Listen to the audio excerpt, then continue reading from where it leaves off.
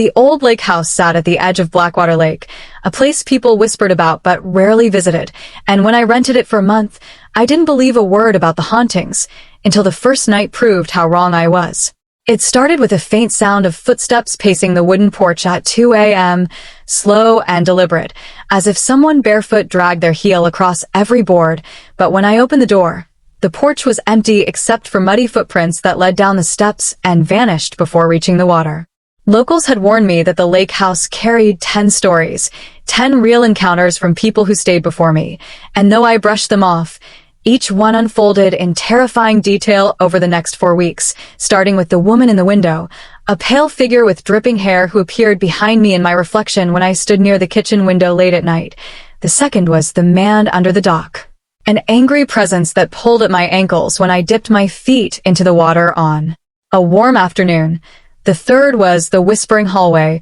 where every night a low voice ran along the walls like wind squeezing through a keyhole, repeating only one line, "Don't stay after the 10th moon." The fourth story revealed itself when the rocking chair on the upper balcony began swaying violently even though no breeze touched the lake. The fifth arrived when the lights flickered in perfect rhythm with my heartbeat, as if something was synchronizing itself with me. The sixth came in the form of a soaked journal I found floating in the waterlogged boathouse, each page containing frantic scrawls saying she watches from the lake. The seventh was the shadow of the stairwell, a tall figure that stood perfectly still every time I walked upstairs, never moving, never blinking, just watching. The eighth story appeared during a thunderstorm when the entire house shook as if something massive slammed itself against the walls from outside, though nothing was there when daylight came.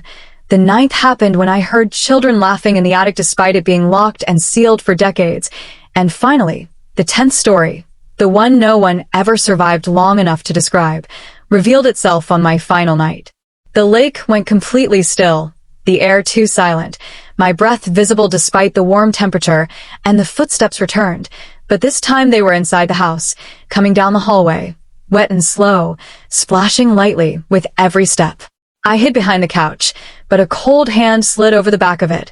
dragging its nails slowly across the fabric, and then I heard a woman's voice whisper right against my ear,